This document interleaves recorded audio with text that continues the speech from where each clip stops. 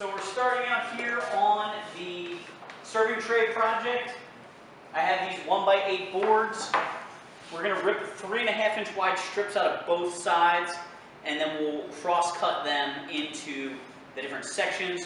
We did a little bit of experimenting to figure out what was going to be the most efficient, but the very first step is to rip this basically in half, but not quite. So the first piece that goes between the fence and the blade is done.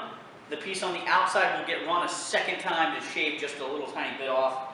The fence right now is locked in at 3.5 here, and I'm going to run these pieces through the machine with the dust collector on.